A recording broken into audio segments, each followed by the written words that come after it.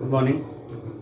आपण हॅलोजन डेरिव्हेटिव्हच्या शेवटच्या भागाकडे आलो आहे आणि शेवटी आपल्याला बघतोय आपण the chemical properties of aryl हॅलाइड्स.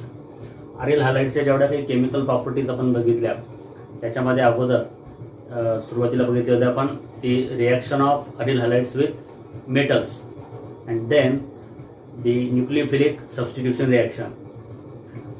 पण त्याच्यात आपण एक बघितलं होतं की न्यूक्लियोफिलिक सबस्टिट्यूशन रिॲक्शनसाठी हे जे काही अरिल हॅलाइड्स असतात हे फारसे फेवरेबल राहत नाही.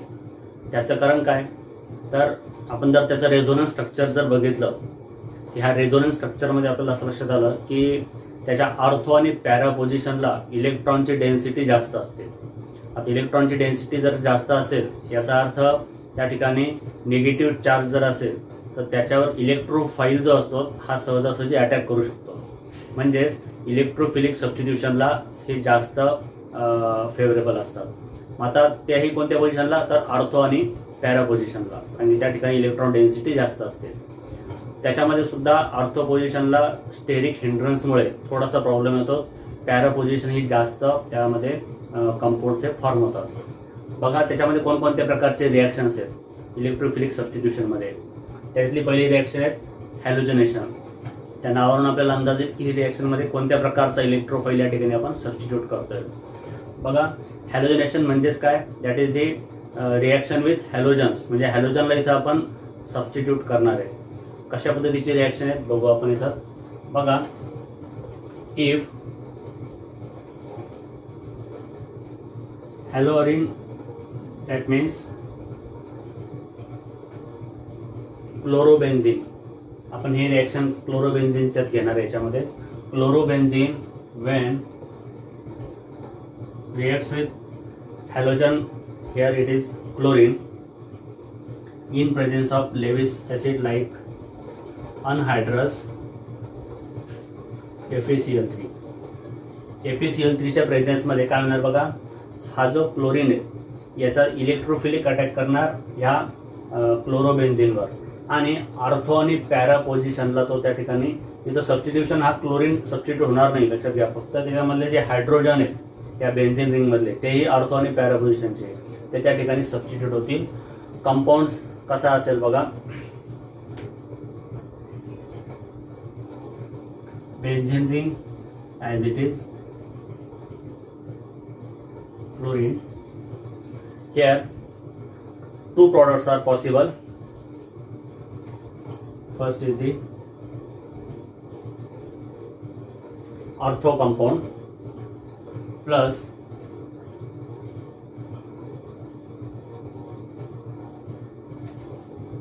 Para compound. दोन्ही प्रकारचे कंपाऊंड इथे असणार. बघा या क्लोरीनने काय केलंय, एकदा इथला हायड्रोजनला रिप्लेस केलंय आणि काही कंपाऊंडमध्ये त्याने पॅरा कंपाऊंड ज्याला रिप्लेस केलंय.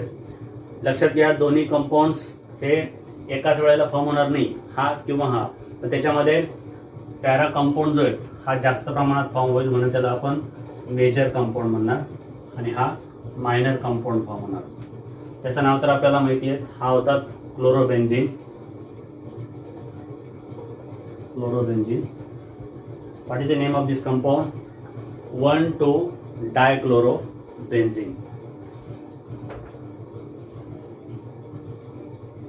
1,2-डायक्लोरोबेन्झिन. आणि हे पॅरा पोझिशनचा जो कंपाऊंड आहे त्याच्यामध्ये 1 आणि 4 ह्या पोझिशनला ते असल्यामुळे त्याला म्हणणार आपण 1,4-डायक्लोरोबेन्झिन. हा मेजर कंपाऊंड या ठिकाणी फॉर्म होणार. प्लस काय असणार, याच्यातून बाहेर एका वेळेला जो बाहेर पडणार आहे हायड्रोजन आहे तो आणि याच्यामधला एक chlorine, that will give HCl.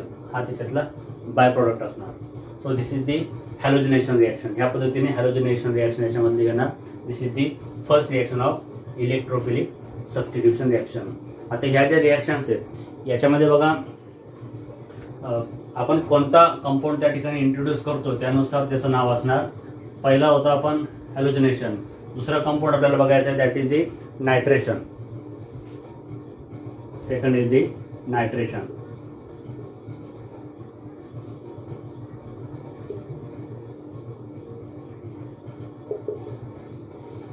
जर हॅलोजनेशन मध्ये हॅलोजन आपण रिप्लेस करणार असू तर नायट्रेशनमध्ये काय व्हायला पाहिजे, nitro group that is NO2 group आपण इथं रिप्लेस करणार आहे. त्यासाठी काय करावं लागेल बघा, क्लोरोबेन्झीन असे असणार when reacts with nitric acid. आता नायट्रिक ॲसिडचा फॉर्म्युला आपल्याला माहिती आहे बघा. What is the formula of nitric acid, that is the HNO3, but HNO3 can be written as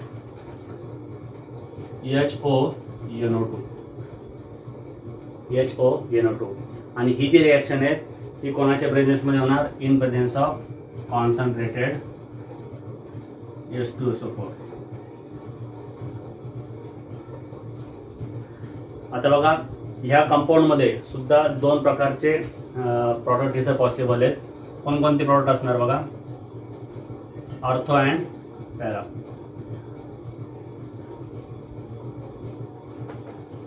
NO2 group ortho आणि पॅरा पोझिशनला इथं अटॅच होणार. बाय प्रोडक्ट कोणता असायला पाहिजे इथं, हा OH आणि याच्यातून बाहेर पडणारा H, दे फॉर्म H2O.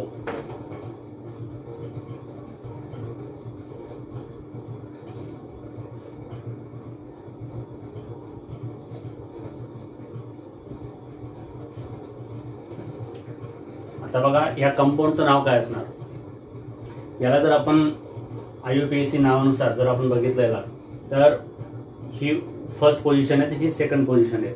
याला म्हणणार तुम्ही 1 क्लोरो 2 नायट्रो बेन्झीन. या कंपाऊंडचं नाव काय असायला पाहिजे, 1 क्लोरो 4 नायट्रो बेन्झीन. ह्या पद्धतीने इथं सुद्धा दोन प्रकारचे ऑर्थो आणि पॅरा कंपाऊंड्स फॉर्म होणार. आणि ह्या कंपाऊंडला म्हटलं आता नायट्रेशनची कंडिशन्स फक्त इथं लक्षात ठेवा. बघा ही होती त्याच्यामध्ये सेकंड रिॲक्शन. थर्ड रिॲक्शन आहे दॅट इज दी सल्फोनेशन. ज्या पद्धतीने आपण नायट्रेशन आणि हॅलोजिनेशन बघितलं त्याच्यामध्ये तिसरी जी रिॲक्शन आहे दॅट इज दी सल्फोनेशन. बघा इथं सुद्धा नावाप्रमाणे तुम्ही सांगू शकता what is the sulphonation reaction.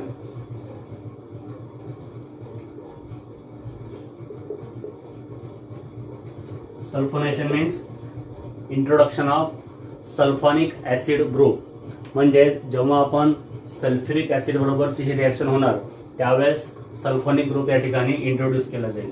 आता सल्फ्युरिक ॲसिडचा फॉर्म्युला आपल्याला माहिती आहे सगळ्यांना, आत्ता आपण लिहिला जातो म्हणजे H2SO4.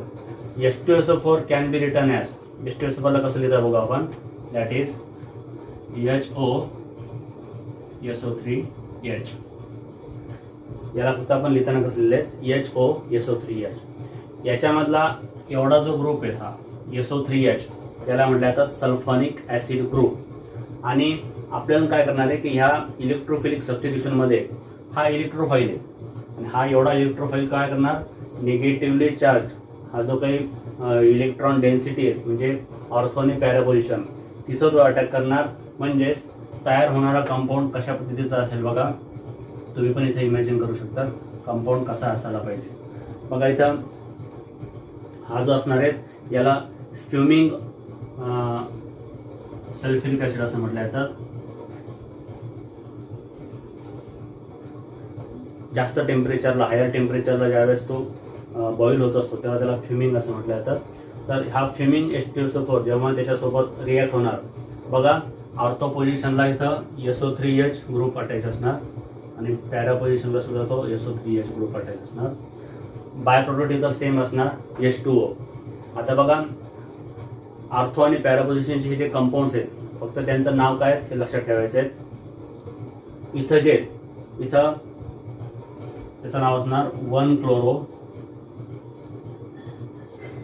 Benzene sulphonic acid. 1 chlorobenzene sulphonic acid. Sulphonic acid हा प्रेफरेन्शियल ग्रुप असल्यामुळे नाव त्याप्रमाणे दिले आहे. याचं नाव काय असायला पाहिजे, 4 क्लोरो बेन्झीन सल्फॉनिक ॲसिड. असे ऑर्थो आणि पॅराचे दोन कंपाऊंड ह्या सल्फोनेशनमध्ये सुद्धा इथं तयार होतात. बघा याच्यामध्ये इलेक्ट्रोफिलिक सबस्टिट्यूशनमध्ये एकूण 4 रिॲक्शन्स आपल्याला बघायचे. त्यापैकी 3 रिॲक्शन आपण बघितल्या आणि चौथी जी रिॲक्शन आहे that is the Friedel Craft reaction. आता ही जी फ्रिडेल क्राफ्ट रिॲक्शन आहे बघा कशी असणार. याच्यामध्ये आपल्याला अल्किल ग्रुप इंट्रोड्यूस करायचा आहे. Will see what is the Fidel-craft reaction. Fidel-craft reaction. आता ह्या फिडेल-क्राफ्ट रिएक्शन मध्ये आणि याच्यात फरक काय असणार बघा. इथं आपण एक अल्किल हॅलाइड घेणार आहे. आता अल्किल हॅलाइड कशासाठी घ्यायचा बघा.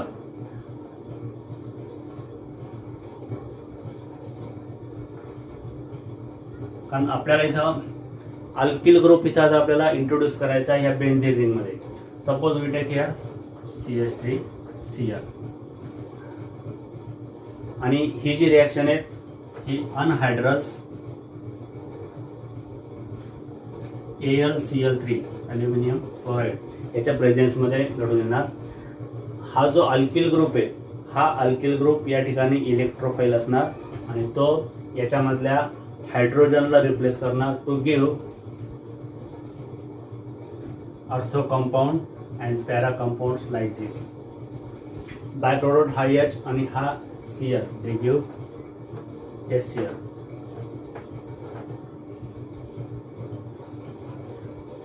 ही जी रिएक्शन आहे त्याच्यात आपलं लक्षात आलं असेल की हा CH3 याला अटॅच केल्यामुळे, म्हणजे आता जर समजा नुसता CH3 याला असतं तर आपण याला काय म्हटलं असतं, टोलुईन.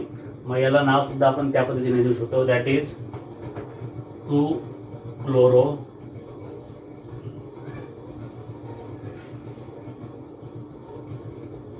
टोलुईन आणि 4-क्लोरो टोलुईन.